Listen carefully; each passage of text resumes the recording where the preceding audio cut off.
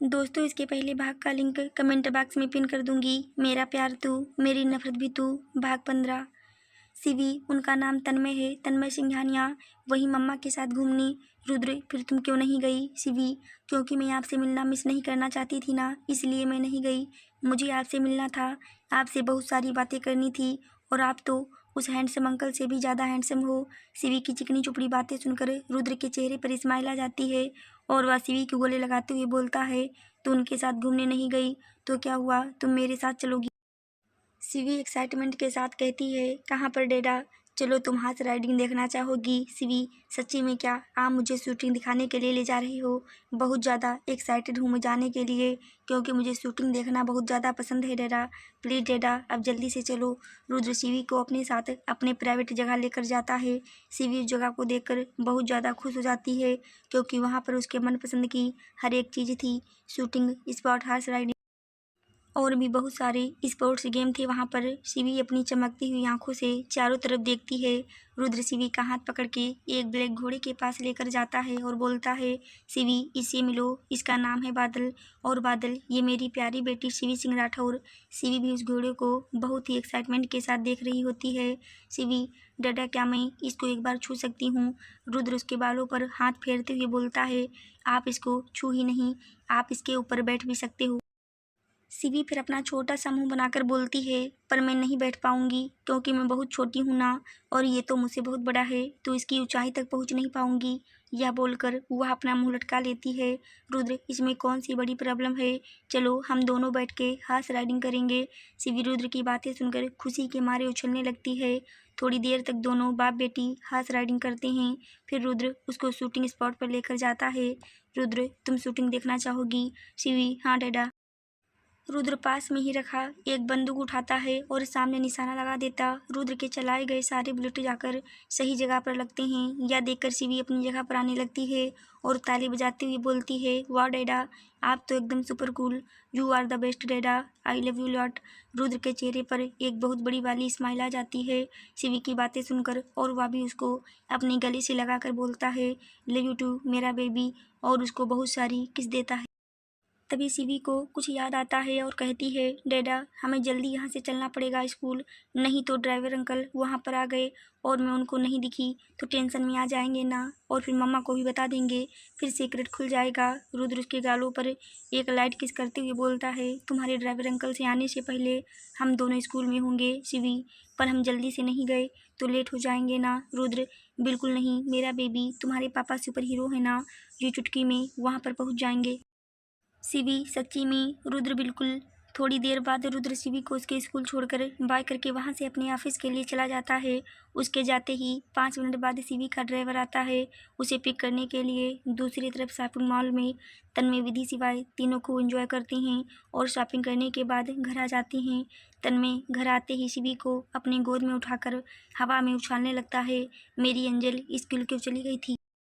Angel को handsome uncle की याद नहीं आई क्या, जो मुझे छोड़कर चली गई? शिवी अपनी मक्खन मिश्री वाली बातें लगाते हुए बोलती है, अरे हैंडसम अंकल, मुझे तो आपकी याद बहुत सारी आई, लेकिन क्या कर सकती हैं, इस बच्चे के कंधे बहुत बड़ा वाला बोझ आ गया है, और उस बोझ का नाम पढ़ाई है। अब आप ही बताओ, आपकी छोटी सी एंजल क्या क्या करेगी? अभी तो मेरा दुख समझने की कोशिश करो। तन्मय उसकी बातें सुनकर अपनी आंखें बड़ी बड़ी करके उसको देखने लगता है और कहता है, तुम इतनी ज्ञानी कब से बन गई और पढ़ाई करती हो, मुझे तो विश्वास ही नहीं हो रहा है। वैसे एक बात तो बहुत अच्छी है, मेरी एंजल अब समझदार हो गई है, ऐसे ही मन लगाकर पढ़ो, तभी तो बड़ा सा डॉक्टर बनोगी। शिवी तन्मय को स्माइल पास करके वहाँ से जाने लगती है। मैं डिनर के लिए तैयार होने जा रही हूँ, डिनर करने तो चलूँगी ही मैं अपने हैंडसम अंकल के साथ, और वहाँ जाकर मुझे आइसक्रीम भी तो खानी है। यह बोलते हुए वो वहाँ से चली जाती है। उसके जाते ही तन्मय शिवाय की तरफ देखते हुए बोलता है, सीखो कुछ मेरी एंजल से, कितना मन लगाकर पढ़ाई करती है, एक तुम हो जब देखो घूमते रहते हो और बदमाशी करते रहते हो। तन्मय की बातें सुनकर शिवाय घूर के उसको देखते हुए बोलता है, मुझे आज तक लगता था आपके अंदर थोड़ी सी समझदारी तो होगी ही, लेकिन आज जाकर पता चला है आप तो सबसे बड़े वाले बेवकूफ़ हो, जिसे एक छोटी सी बच्ची ने उल्लू बना दिया। उसकी बातें सुनकर वहीं पर बैठी विधि भी जोर जोर से हंसने लगती है। और तन्मय से कहती है, तुम सच में हमेशा शिवी की बातों में आ जाते हो, चाहे वह तुझसे झूठी क्यों ना बोले। तन्मय, बस यह मेरे प्यार करने का तरीका है, जो उसकी हर बात को मैं सच मानता हूँ। जो उसके चेहरे पर उस टाइम रौनक रहती है, उसे मुझे देखने के लिए चाहे कितना भी उल्लू क्यों ना बनना पड़े, मुझे कोई प्रॉब्लम नहीं है। रात के 10 बजे मुंबई के एक फेमस रेस्टोरेंट के अंदर। शिवी, मम्मा आपने तो मेरी फेवरेट डिश ऑर्डर ही नहीं की, और बाकी जो भी आपने ऑर्डर किया वह सब तो भाई को पसंद है। क्या यार मम्मा, आपको मेरी पसंद नापसंद तक का नहीं पता। और सेठ सा मुँह बना लेती है विधि, क्योंकि तुम्हारे हैंडसम अंकल बोले थे वह तुम्हारे लिए तुम्हारे डिशेज ऑर्डर करेंगे, इसलिए मैंने तुम्हारे लिए कुछ नहीं किया। उनसे पूछो उन्होंने ऐसा क्यों किया। शिवी अपनी कमर पर दोनों हाथ रखकर खड़ी हो जाती है और तन्मय की तरफ मुड़ के बोलती है, हैंडसम अंकल, आपने मम्मा को क्यों मना किया था। क्योंकि मैं अपनी छोटी सी एंजल के लिए कुछ स्पेशल करना चाहता था। उसकी बातें सुनकर शिवी तन्मय को गले लगाते हुए बोलती है, मुझे पता था मेरे हैंडसम अंकल मेरे लिए हमेशा बेस्ट ही करेंगे। Love you so much uncle. और उसके चिक्स पर एक किस कर देती है। थोड़ी देर बाद एक वेटर आकर बाकी की डिशेज वहाँ पर सर्व करता है और वहाँ से चला जाता है। उसके जाते ही शिवी एक बुखार की तरह उस खाने पर टूट पड़ती है, जिसे देखकर विधि खुद को स्माइल करने से रोक नहीं पाती है। और सिवाय भी शिवी की हरकत देखकर बस अपनी मुंडी हिला देता है। थोड़ी देर बाद चारों डिनर करने के बाद शिवी के जिद के हिसाब से आइसक्रीम पार्लर चले जाते हैं। तन्मय, तुम तीनों अंदर चलोगे या फिर मैं यहीं पर लेकर आऊँ। विधि भी कार से बाहर निकल जाती है और उसके पीछे उसके दोनों बच्चे भी। फिर तीनों कार के बोनट पर बैठ जाते हैं। विधि, अब लेकर आओ, हम तो यहीं पर बैठकर आइसक्रीम खाएंगे। तन्मय विधि को पहले की तरह बिहेव करता देख बहुत ज़्यादा खुश हो जाता है और खुशी खुशी आइसक्रीम लेने चला जाता है। वह आइसक्रीम लाके उन तीनों को देता है, फिर खुद भी कार के बोनट पर बैठ जाता है। रास्ते से आते जाते लोग उन लोगों को देखकर कहते हैं, कितनी परफेक्ट फैमिली है, जहाँ पर 2 क्यूट क्यूट बच्चे, इतनी खूबसूरत वाइफ और इतना हैंडसम हस्बैंड है। इस फैमिली को देखकर आंखों को सुकून मिल रहा है। जो जैसा होता है वैसे उनकी तारीफ ही करके चला जाता है। उन चारों को एक साथ देखकर कोई भी तारीफ करने से खुद को नहीं रोक पाता है। तन्मय इन तारीफ़ों को बहुत ही ज़्यादा एंजॉय कर रहा होता है, और करता भी क्यों ना, वह तो यही चाहता था कि वह चारों एक फैमिली बन जाएं। यह चारों आपस में बहुत मस्ती कर रहे होते हैं, इस बात से अनजान कि कोई उनका कब से पीछा कर रहा है। एक शख्स कार के पीछे छुप के उन सबकी बहुत सारी पिक्चर क्लिक लेता है। फिर वह शख्स नंबर पर कॉल लगाता है और कहता है, मैडम, मैंने आपका काम कर दिया, अब मेरा पेमेंट मुझे दे दीजिए ताकि मैं वह पिक्चर आपको सेंड कर सकूँ। उधर से एक लड़की की आवाज़ आती है, मैंने पैसे तुम्हारे अकाउंट में ट्रांसफ़र कर दिए हैं, चेक करो अपना फ़ोन। और हाँ, अभी के अभी और सारी पिक्चर्स मुझे मेरे ईमेल पर चाहिए हैं। वह शख्स अपना फ़ोन चेक करता, उसके बाद सारी पिक्चर्स उसके ईमेल पर सेंड कर देता। वह लड़की बड़ी ही बेसब्री के साथ उस ईमेल का वेट कर रही होती है। जैसे ही ईमेल बॉक्स पर मैसेज आता है, वह लड़की तुरंत अपना ईमेल बॉक्स ओपन करके देखती है। 1 मिनट के लिए तो उसको बड़ी ही ज़ोर का झटका लगता है। फिर जैसे ही जूम करके उस फोटो को देखती है, उसके चेहरे पर एक स्माइल आ जाती है। ओह वाओ, विधि मित्तल खुद से भी ज़्यादा आगे निकली। 1 मिनट के लिए मैं तो डर ही गई थी, यह बच्चे तुम्हारे तन्मय के तो नहीं हैं, लेकिन थैंक गॉड वह दोनों बच्चे तन्मय के नहीं हैं। लेकिन फिर भी सॉरी, मुझे तुमको अपने रास्ते से तो हटाना ही पड़ेगा, और इस काम में मेरी मदद यह दोनों बच्चे करेंगे। डेविल स्माइल करते हुए बोलती है, मुझे अपना हाथ गंदा करने की ज़रूरत भी नहीं पड़ेगी, और तुम मेरी लाइफ से हमेशा हमेशा के लिए गायब हो जाओगी। तुम्हें क्या लगा तुम मेरे तन्मय को मुझसे छीन लोगी और मैं चुपचाप बैठी तमाशा देखती रहूंगी? ऐसा बिल्कुल नहीं है विधि मित्तल, बल्कि मैं तो तुम्हें अब तमाशा दिखाऊंगी। अगर मैंने तुम्हारे गुरूर को चकनाचूर नहीं किया तो मेरा नाम भी मोनिका खन्ना नहीं। तुमने मुझे क्या बोला था कि मेरी औकात नहीं है तन्मय के बगल में खड़ा होने की? मोनिका जब शुरू शुरू में इंडिया आई थी तो उसको तन्मय और विधि के बारे में पता चला था, इसलिए विधि के बारे में सारी जानकारी निकाल कर उसके हॉस्पिटल पहुंच जाती है उससे मिलने। विधि उस टाइम ऑपरेशन रूम में एक इमरजेंसी केस को हैंडल कर रही होती है और उसके केबिन में निशा उसकी चेयर पर बैठकर आराम फरमा रही होती है। तभी मोनिका मटकती हुई विधि के केबिन में एंटर करती है। निशा, कौन हो तुम और यहाँ पर क्या करने आई हो? मोनिका को लगता है कि सामने वाली ही विधि है, क्योंकि उसने अभी तक विधि को देखा नहीं होता है। मोनिका, मैं तन्मय सिंघानिया की गर्लफ्रेंड हूँ। निशा एक कन्फ्यूजिंग लुक के साथ मोनिका को देखती है और बोलती है, तो इसमें मैं क्या कर सकती हूँ? उसकी बातें सुनकर मोनिका का पारा हाई हो जाता है और उसको लगता है कि विधि बड़ी बेशर्म लड़की है। अपने सामने अपनी बॉयफ्रेंड की गर्लफ्रेंड को देखकर भी उसको शर्म नहीं आ रही है। मोनिका चिल्लाती हुई बोलती है, देखो मैं यहाँ पर नहीं थी तो तुम्हारा जितना मन हुआ उतना तुम तन्मय के साथ घूम ली और इन्जॉय कर ली, लेकिन अब ऐसा नहीं होगा क्योंकि मोनिका खन्ना वापस आ गई है तन्मय की ज़िंदगी में। इसलिए तुम्हारे लिए बेटर होगा तुम उसकी ज़िंदगी से हमेशा हमेशा के लिए चली जाओ, नहीं तो मुझे 2 मिनट भी नहीं लगेगा तुम्हें अपने रास्ते से हटाने में। निशा उसकी इतनी बकवास भरी बातें सुनकर बहुत ज़्यादा गुस्से में आ जाती है क्योंकि उसे तो पहले पता ही नहीं होता है यह तन्मय कौन है, उस पर यह लड़की चिल्ला क्यों रही है और उसको उसकी गर्लफ्रेंड क्यों बता रही है। निशा भी चिल्लाती हुई बोलती है, तेरी बहन की आँख, तूने क्या बोला मेरे को? 2 मिनट में तू मुझे अपने रास्ते से हटा देगी? तुझे क्या मैं कोई खाली कुरकुरे का पाकिट दिखती हूँ? एक फूंक मारा और हट गई रास्ते से। मैं जीती जागती एक इंसान हूँ, वह भी 55 किलो की। दिखा तो मुझे अपने रास्ते से हटाकर, मैं भी तो देखूँ तेरे में कितना दम है। और मोनिका के सामने आकर खड़ी हो जाती है। मोनिका को तो उसकी बातें समझ में नहीं आती कि वह बोल क्या रही है, क्योंकि उसने ऐसी चीज़ें कभी सुनी नहीं होती है। मोनिका, तुम क्लियर बता सकती हो कि तुम क्या लोगी तन्मय का पीछा छोड़ने के लिए? निशा अपना सर पकड़ लेती है और कहती है, बहन जी कृपया करके आप मुझे यह बताने का कष्ट करेंगी कि यह तन्मय कौन है? मोनिका, जिसके साथ तुम दिन रात घूमती रहती हो और रंगरलियां मनाती हो। निशा अपने दिमाग पे जोर डालते हुए सोचने लगती है कि वह आजकल घूम किसके साथ रही है। तभी उसको याद आता है कि 2 दिन से मोंटी उसके पीछे पड़ा हुआ है और उसके पीछे पीछे ही घूमता रहता है। फिर निशा मोनिका के आगे पीछे घूमने लगती है और बोलती है, तुम दिखने में भी ठीक ठाक हो और तुम्हारे कपड़ों को देखकर भी लगता है किसी अमीर घर की हो, फिर तुम उसके चक्कर में क्यों पड़ी हुई हो? तुम्हारा दिमागवा मुकवा खराब हो गया है क्या? मोनिका, जस्ट शट, तुम अपने काम से काम रखो और यह फालतू की लैंग्वेज मेरे सामने मत बोलो, अंडरस्टैंड? तभी पूरे पसीने से नहाई हुई विधि केबिन में आती है। विधि, इतना शोर क्यों हो रहा है? केबिन के बाहर तक आवाज़ आ रही है। निशा, अरे बॉस, पता नहीं ये पगले लड़की कहाँ से आ गई है, तब से दिमाग की कतई माँ बहन कर दी इस लड़की ने।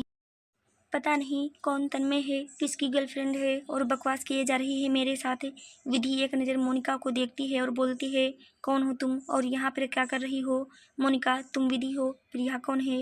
विधि कॉल टू वॉइस में बोलती है, अगर तुम यहाँ पर पेशेंट नहीं हो तो अभी के अभी मेरे कहने से निकलो, जस्ट गेट आउट। मोनिका विधि की बातें सुनकर चिढ़ जाती है और बोलती है, तुमको पता है तुम किससे बात कर रही हो?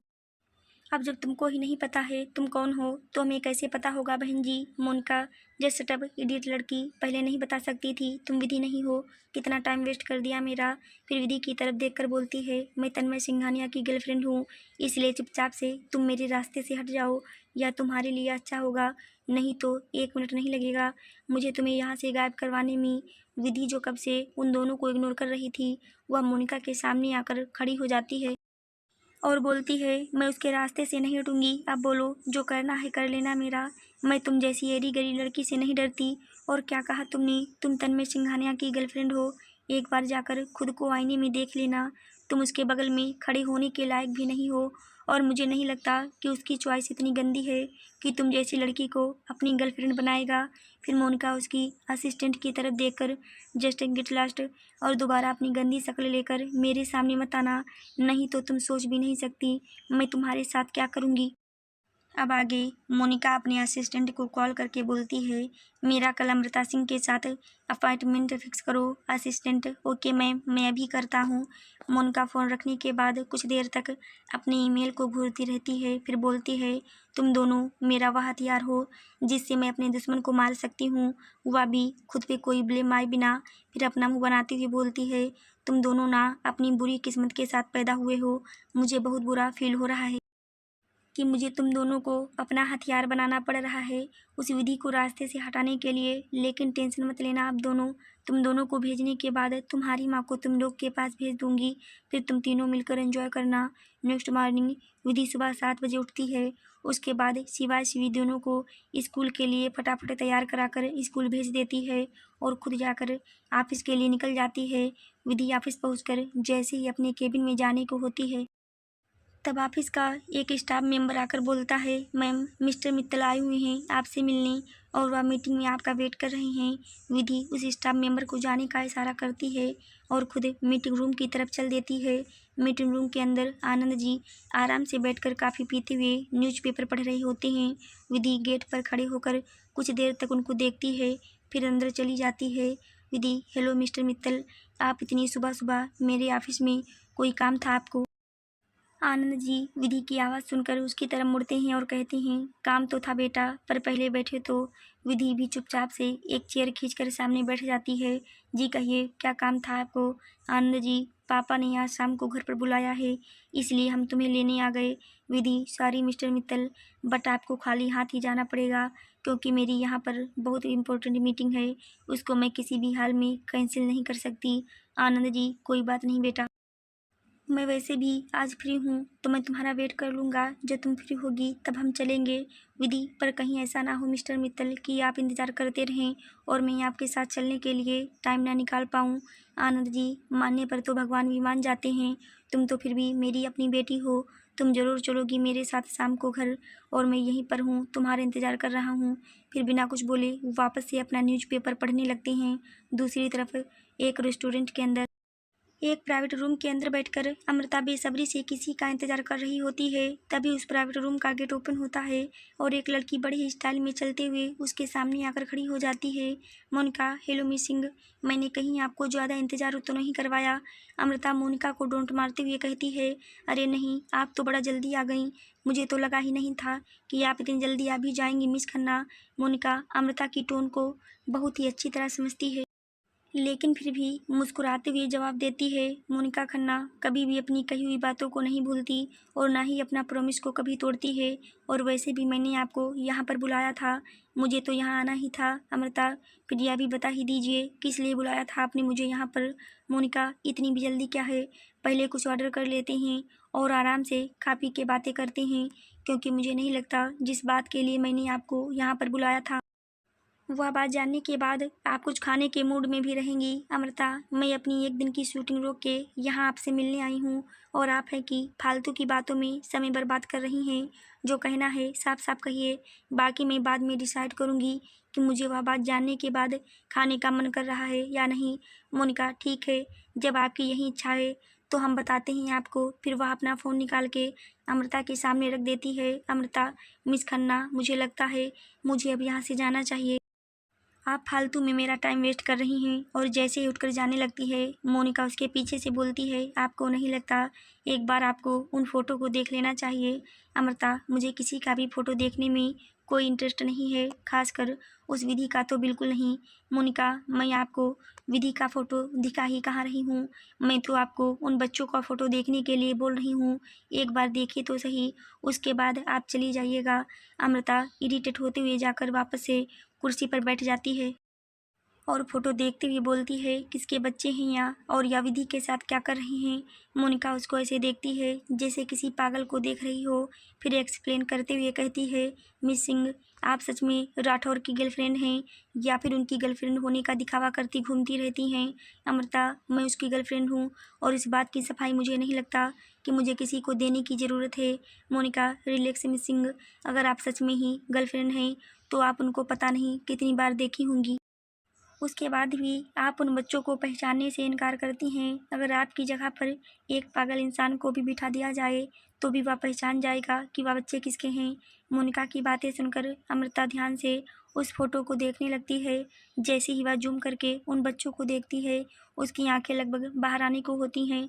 फिर चिल्लाते हुए काफ़ी टेबल का सारा सामान इधर से उधर फेंकने लगती है और बोलती है, नहीं, ऐसा नहीं हो सकता विधि मित्तल, मैं तुम्हें जान से मार दूंगी, तुम्हें अब मेरे हाथों से कोई नहीं बचा सकता है। मोनिका अमृता के कंधे पर हाथ रखकर बोलती है, रिलैक्स यार, इतना हाइपर होने की ज़रूरत नहीं है, अभी तुम्हारा कुछ बिगड़ा नहीं है, अभी भी टाइम है, तुम सब कुछ कर सकती हो। अमृता, तुम मुझे रिलैक्स होने के लिए बोल रही हो, तुम ही बताओ मैं कैसे रिलैक्स हो जाऊँ? मोनिका, इसलिए तो तुमसे बोल रही हूँ, दिमाग से काम लो, ऐसा कुछ करो जिससे सांप भी मर जाए और लाठी भी ना टूटे। मैं तो तुम्हारी जगह होती तो कुछ ऐसा करती। जिसे विधि मेरे रास्ते से हमेशा हमेशा के लिए हट जाती। अमृता अभी के अभी विधि की जान ले लूँगी। अब उसे मेरे हाथों से मरना ही पड़ेगा। मोनिका, उससे क्या होगा? अमृता मेरी लाइफ से हमेशा हमेशा के लिए बहुत दूर चली जाएगी और कभी लौट के नहीं आएगी, मेरे और रुद्र के बीच में। मोनिका, लेकिन उसके बच्चे तो होंगे ना? तुम्हें ऐसा लगता है अगर रुद्र को पता चला कि उसके 2 बच्चे हैं तो उन बच्चों को छोड़कर तुम्हारे पास वापस आएगा? अगर ऐसा सोचती हो तो यह तुम्हारा भ्रम है, क्योंकि वह कभी भी अपने बच्चों को किसी और के लिए नहीं छोड़ेगा। अमृता रोती हुई घुटनों के बल बैठ जाती है और मोनिका की तरफ देखती है, बोलती है, फिर तुम ही बताओ मैं ऐसा क्या करूं जिससे वह तीनों मेरी लाइफ से हमेशा हमेशा के लिए चले जाएं और रुद्र सिर्फ और सिर्फ मेरा हो जाए। मोनिका अपनी सीट से उठती हुई बोलती है, या लो मेरा नंबर, मैं तुम्हें टाइम पर बता दूंगी क्या और कैसे करना है। इससे विधि के साथ साथ उसके बच्चे भी तुम्हारी लाइफ से बहुत दूर चले जाएंगे और वहाँ से चली जाती है। रात के 8 बजे विधि अपने काम से फ्री होकर जैसे ही केबिन से बाहर निकलती है तभी उसके सामने आनंद मित्तल आकर खड़े हो जाते हैं। विधि उनको अपने सामने देखकर 1 मिनट के लिए तो शॉक्ड हो जाती है, फिर खुद को संभालती हुई बोलती है, आप अभी तक मेरा वेट कर रहे थे? अगर अभी मैं जाने से मना कर दूं तो फिर आप क्या करेंगे? आनंद जी मुस्कुराकर बोलते हैं, मुझे पता है तुम मना नहीं करोगी, मेरे साथ जाने के लिए तैयार हो जाओगी, इसीलिए तो मैं तुम्हारा वेट कर रहा था। विधि, मिस्टर मित्तल, ज़्यादा विश्वास नहीं करना चाहिए हमें किसी के ऊपर, नहीं तो वही विश्वास हमें एक दिन गड्ढे में ले जाकर गिरा देता है। आनंद जी, मैं किसी के ऊपर विश्वास नहीं कर रहा हूँ, अपनी बेटी के ऊपर विश्वास कर रहा हूँ और मुझे पता है मेरी बेटी मेरा गुरूर है और वह मेरा विश्वास कभी नहीं टूटने देगी। दोनों ऐसे ही बातें करते हुए आनंद जी के कार के पास पहुंच जाते हैं और एक बॉडीगार्ड आगे बढ़कर गेट ओपन करता है और जैसे ही विधि उसमें बैठने को होती है तभी उसके पीछे से एक आवाज़ आती है। वह आवाज़ किसी और की नहीं, विधि के नाना जी की होती है और उनके बगल में ही वैभव खड़ा होता है। आनंद जी अपने सामने मिस्टर महेश्वरी को खड़ा देखकर अपनी नज़र नीचे झुका लेते हैं।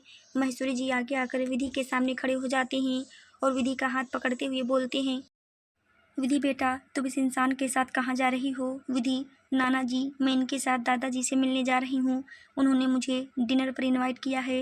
महेश्वरी जी, नहीं, मैं इसकी परमिशन मैं तुम्हें नहीं दे सकता हूँ, क्योंकि कई साल पहले यह इंसान मेरी बेटी को ही अपने साथ लेकर गया था और वह कभी वापस नहीं आई और इसलिए मैं तुम्हें इसके साथ कहीं नहीं जाने दूंगा। महेश्वरी जी की बातें सुनकर आनंद जी भी गुस्से में आ जाते हैं और बोलते हैं, यह मेरी बेटी है और मेरे पास पूरे राइट हैं, मैं अपने साथ अपनी बेटी को लेकर कहीं पर भी जा सकता हूँ और आप होते कौन हो मेरी बेटी को रोकने वाले और मेरे खिलाफ भड़काने वाले? आनंद की बातें सुनकर मिस्टर महेश्वरी जी भी गुस्से में आ जाते हैं और बोलते हैं, बदतमीज इंसान, मुझे तो पता ही नहीं था कि तुम इतने ज़्यादा बदतमीज हो। पता नहीं मेरी बेटी ने तुम्हारे अंदर ऐसा क्या देखा तो तुमसे शादी कर ली। आनंद जी ताव में आकर बोलते हैं, क्योंकि उसे पता था कि मैं एक बहुत ही अच्छा इंसान हूँ और किसी के भी काम में अपनी टांग नहीं अड़ाता और ना ही किसी को भड़काता हूँ किसी के खिलाफ, जो आप कर रहे हैं अभी। यह बात वह थोड़े टोन देने के अंदाज में बोलते हैं जिसे सुनकर महेश्वरी जी भी बौखला जाते हैं और अपने दोनों बॉडीगार्ड को आर्डर देते हुए बोलते हैं, अभी के अभी इस इंसान को मेरी प्योती से दूर हटाओ। वह दोनों बॉडीगार्ड जैसे ही आनंद जी के पास पहुँचने को होते हैं तभी उन्हें पहले ही विधि अपना हाथ दिखाकर रोक देती है और फिर महेश्वरी जी की तरफ मुड़कर बोलती है, क्या नाना जी, आप क्यों बच्चों वाली हरकतें कर रही हैं? आपको समझना चाहिए मैं अब बड़ी हो गई हूँ और अब मेरे साथ कोई कुछ गलत नहीं कर सकता है। और रही बात इनके साथ जाने की, तो मैं बस 5 मिनट के लिए जा रही हूँ। दादाजी से मिलकर वापस मैं आपके पास ही आऊँगी। मैं वहाँ पर रहने के लिए थोड़ी जा रही हूँ। महेश्वरी जी, नहीं, बिल्कुल नहीं, मुझे इस इंसान पर बिल्कुल विश्वास नहीं है और मैं नहीं चाहता कि मैं तुम्हें भी नम्रता की तरह खो दूँ। कितना मुश्किल से तो तुम्हें मैंने पाया है। विधि महेश्वरी जी के पास जाकर उनको अपने गले से लगाकर बोलती है, नाना जी, मुझे कुछ नहीं होगा, मैं बिल्कुल ठीक रहूँगी और आप घर जाइए और ज़्यादा टेंशन मत लीजिए, नहीं तो आपका तबीयत ख़राब हो जाएगा, आपका बीपी हाई हो जाएगा अगर आप ऐसे ही टेंशन लेते रहे तो। फिर विधि वैभव की तरफ इशारा करके उन्हें अपने साथ ले जाने के लिए बोलती है। वैभव विधि का इशारा समझ जाता है और महेश्वरी जी के पास आकर बोलता है, दादाजी, वह बच्ची नहीं है, अब बड़ी हो गई है, उसे भी दुनियादारी सीखने दीजिए, उसे भी तो अच्छे और बुरे लोगों की पहचान होनी ज़रूरी है। थोड़ी देर बाद किसी तरह समझाकर उन दोनों को वापस भेज देती है और वह आनंद जी के कार में बैठकर उनके साथ मित्तल बेला की तरफ निकल जाती है। आनंद जी कार में बैठने के बाद मंद मंद मुस्कुरा रहे होते हैं, जिसे देखकर विधि अपनी आप को बोलने से नहीं रोक पाती है और कहती है, मैं बस आपकी साइड इसलिए नहीं रही थी क्योंकि मैं नहीं चाहती थी मम्मा जिस इंसान से प्यार करती थी उसको मैं अपने सामने मार खाता हुआ देखूं। और हंसने लगती है। फिर थोड़ा सीरियस होकर बोलती है, आप यह मानने की गलती बिल्कुल मत करिएगा कि मैंने आपको एक्सेप्ट कर लिया है अपने पापा के रूम में। आनंद जी उसकी बातें सुनकर अंदर ही अंदर मुस्कुरा रहे होते हैं, फिर भी खुद को नॉर्मल दिखाते हैं और बोलते हैं, हाँ मुझे पता है तुम मुझे एक्सेप्ट नहीं की हो। थोड़ी देर बाद उन दोनों की कार एक बहुत ही बड़े बेला के सामने आकर रुकती है। फिर आनंद जी पहले उतरते हैं और विधि के साइड का जाकर गेट खोलकर अपना एक हाथ आगे कर देते हैं। विधि भी बिना कुछ कहे अपना हाथ उनके हाथ में दे देती है और कार से बाहर निकल आती है। विधि जैसे ही बेला के अंदर जाती है, कुछ लोग तो उसे देखकर बहुत ही ज़्यादा खुश हो जाते हैं, तो वहीं कुछ लोगों का मुंह बन जाता है। विधि को देखते ही रुक्मणी जी आगे जाकर विधि की आरती उतारती हुई बोलती हैं, हाय मेरी पोती कितनी सुंदर है, इसको किसी की नज़र ना लगे। उनकी बातें सुनकर विधि एक स्माइल पास कर देती है। तभी आनंद जी सामने आकर बेटी को सबसे मिलवाते हुए बोलते हैं, यह है तुम्हारी दादी माँ और वह है तुम्हारे दादाजी पंकज मित्तल और यह तुम्हारे बड़े पापा अनंत मित्तल और यह बड़ी माँ सुप्रिया मित्तल। विधि भी एक एक करके सबके पांव छूकर सबका आशीर्वाद लेती है। तभी उसकी नज़र बगल में खड़ी अमृता और उसकी माँ पर पड़ती है, जिसे देखकर 1 मिनट के लिए तो विधि अपनी ही जगह पर जम जाती है। फिर खुद को नॉर्मल करते हुए आनंद जी की तरफ देखकर बोलती है, और यह दोनों आनंद जी, यह तुम्हारी बुआ अमिता है और यह तुम्हारी बहन अमृता, इससे तो तुम पहले ही मिल चुकी हो। उनकी बातें सुनकर विधि फेक स्माइल करते हुए अमृता के सामने जाकर खड़ी हो जाती है और बोलती है, हाय दीदी आपसे मिलकर मुझे बहुत अच्छा लगा और बुआ जी आपसे भी। उसकी बातें सुनकर अमृता के चेहरे का एक्सप्रेशन बिगड़ जाता है और अपने मन में बोलती है, जितना उड़ना है उड़ लो क्योंकि तुम बहुत ही जल्दी मेरे हाथों से मरने वाली हो। यह सब सोचते हुए अमृता के चेहरे पर एक बहुत ही बड़ी स्माइल आ जाती है और आगे बढ़कर विधि को गले से लगाते हुए बोलती है, मुझे भी तुमसे मिलकर बहुत खुशी हुई मेरी छोटी बहन। विधि अमृता का ऐसा रिएक्शन देखकर अपने मन में बोलती है, इसे क्या हो गया, यह तो कल मेरी जानी दुश्मन बन के बैठी थी और आज तो ऐसी बात कर रही है जैसे सच में मुझे देखकर बड़ी खुशी हुई। मानना पड़ेगा बहुत अच्छी एक्ट्रेस है। तभी विधि के सामने एक छोटा सा बच्चा आकर खड़ा हो जाता है और विधि की तरफ अपना हाथ आगे बढ़ाकर बोलता है, और मैं हूँ अंकुर मित्तल, इस घर का सबसे समझदार और सबसे प्यारा बच्चा और आपका क्यूट लिटिल ब्रदर भी। फिर कुछ सोचते हुए बोलता है, मैं आपसे खुद से आकर मिला तो आपको बुरा तो नहीं लगा ना। वह क्या है ना, यह लोग मुझे हमेशा भूल जाते हैं, इसलिए मुझे खुद को खुद ही इंट्रोड्यूस करवाना पड़ता है। उसकी इतनी प्यारी बातें सुनकर स्माइल करते हुए विधि भी अपने घुटनों के बल बैठ जाती है और उसके गालों पर हाथ रखकर बोलती है, और मैं विधि मित्तल हूँ आपकी बड़ी सिस्टर। उसके बाद रुक्मणी जी विधि के पास आकर बोलती हैं, सारी बच्चा मेरे नालायक बेटे के कारण तुमको और तुम्हारी माँ को बहुत तकलीफ उठानी पड़ी, लेकिन मेरा यकीन मानो इस लड़के ने अगर एक बार भी हमें बताया होता कि इसकी एक बेटी है और शादी कर ली है तो हम ज़रूर तुम्हारी माँ को अपना लेते और उसे भी वही जगह देते जो सुप्रिया को मिली हुई है इस घर में।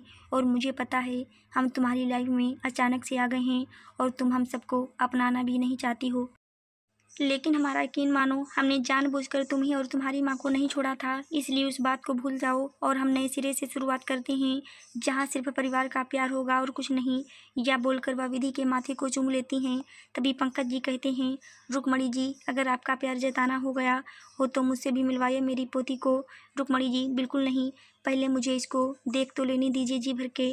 तभी पंकज जी आकर रुक्मणी जी को साइड में करके खुद विधि के सामने खड़े हो जाते हैं और विधि की तरफ देखते हुए बोलते हैं, तुम्हें देखकर मुझे प्राउड फील होता है कि तुम पंकज मित्तल की नातिन हो जो बिना किसी नाम और पहचान के इतनी बड़ी मुकाम हासिल की है खुद के दम पर। मुझे गर्व है कि मैं तुम्हारा दादा हूँ। विधि की तारीफ तो बहुत लोगों ने की थी, पर आज पहली बार वह किसी अपने के मुँह से अपनी तारीफ सुनकर इमोशनल हो जाती है और उसकी आंखों में आंसू आ जाते हैं। फिर खुद को संभालते हुए बोलती है, मेरी तरक्की नहीं है आपकी भी है दादाजी। क्योंकि मेरी रगों में भी तो आपका ही खून दौड़ता है ना। फिर क्या, उसे अपना कमाल तो दिखाना ही था ना। तभी तो आज एक काबिल इंसान बनकर मैं आपके सामने आकर खड़ी हूँ। विधि की बातें सुनकर पंकज जी बहुत ज़्यादा खुश हो जाते हैं। उसको गले लगाते हुए बोलते हैं, अरे हाँ बेटा, सब तुम्हारे दादा के ही जीन्स का कमाल है, इसलिए तो तुम भी अपने दादा की तरह इंटेलिजेंट हो। आनंद जी बस करो पापा, वह मेरी बेटी है, वह मेरी तरह ही, मैंने भी तो अपनी कम उम्र में ही आपका सारा बिजनेस हैंडल कर लिया था। पंकज जी चुप कर नालायक, एक काम तो ढंग का कर नहीं पाया। अगर तू इतना ही लायक होता तो मेरी पोती हमेशा से मेरे पास ही होती। वह तो शुक्र है रुद्र का जो उसने आकर बता दिया, नहीं तो अभी तक तू ढूंढ भी नहीं पाता मेरी पोती को। मंदबुद्धि इंसान। आनंद जी पंकज जी की बातें सुनकर उनको घूर कर देखने लगते हैं। पंकज जी ऐसे घूर कर अपने बाप को क्यों देख रहा है? मैं तेरी आंखों से नहीं डरता, बस मैं तो सच्चाई बता रहा था अपनी पोती को कि तेरा बाप कितना निकम्मा है, एक काम भी ढंग से नहीं करता।